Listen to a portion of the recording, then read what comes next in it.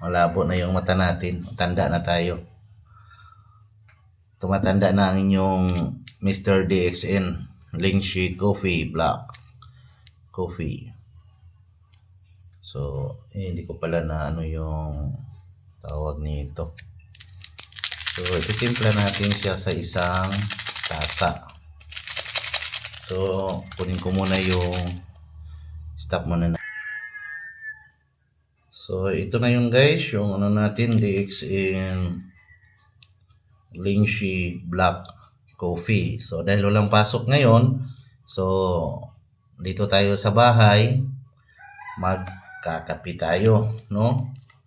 So, alas 3 na ng hapon, kaya ng umaga yung DXN Lingshi Coffee 3-in-1 yung ginamit natin. So, ngayon, dahil ubos na yung isang pack, no, yung isang bag na binili natin, ay ito na naman yung black coffee yung gamitin natin kasi mataas yata yung sugar natin.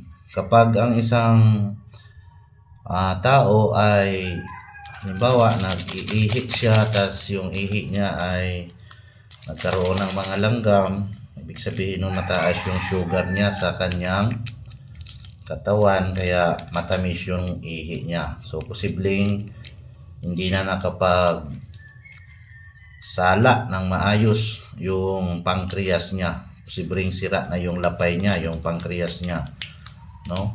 So, marami palang laman itong black coffee na to, no? So, pwede mong gawing hanggang 4 na tasa. Kasi talagang pure black coffee siya. So,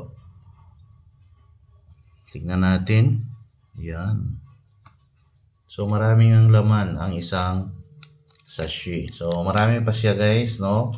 Kung i-compare natin dun sa mga ordinary na kape, ay yung isang stick, siguro katumbas din ito ng 4 na stick, no? Dahil marami siyang laman. Ang pinaka maganda dito guys ay talagang napaka-pino ng granules niya.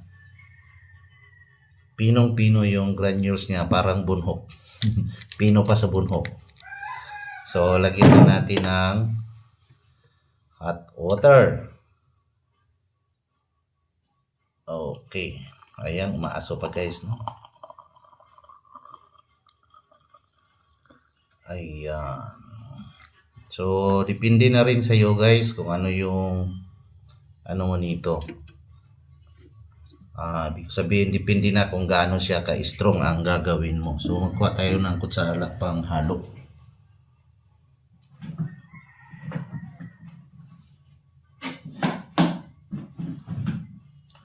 So, hindi na rin ako maglalagay ng asukal nito kasi para nga daw to sa para nga daw itong sa mga may diabetes, no? Wala naman tayong diabetes guys, pero baka mamaya mataas yung sugar natin. So, mayroon pa talaga siya. Pwede pa siya hanggang 3 timpla. So, ang gawin ko nito, gawin ko lang siyang 2 timpla. I-strong ko na lang siya. So, yan.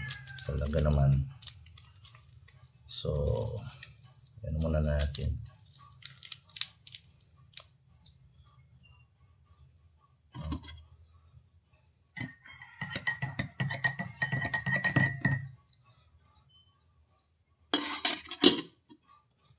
So, ito na siya guys. Tingnan mo.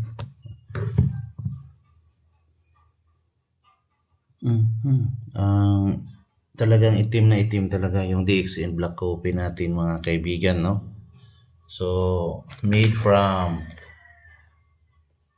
premix coffee and Ganoderma extract. No?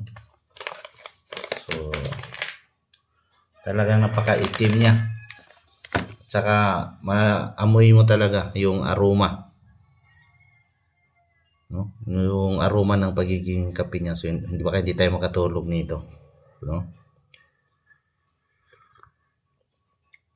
Pero dito guys sa DXN Black Coffee, mababa lang yung caffeine content niya. No? Mababa lang talaga.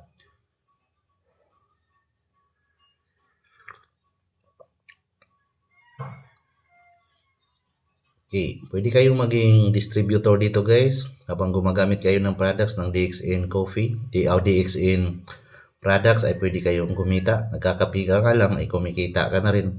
Dahil bawat produkto dito, lahat ng products ng DXN International ay mayroong puntos. At saka yung puntos na yun ay i-convert to Chiki. Magiging cash incentives yun.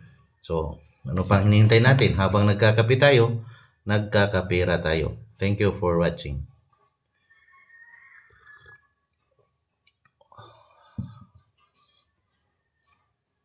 Good morning, DXN.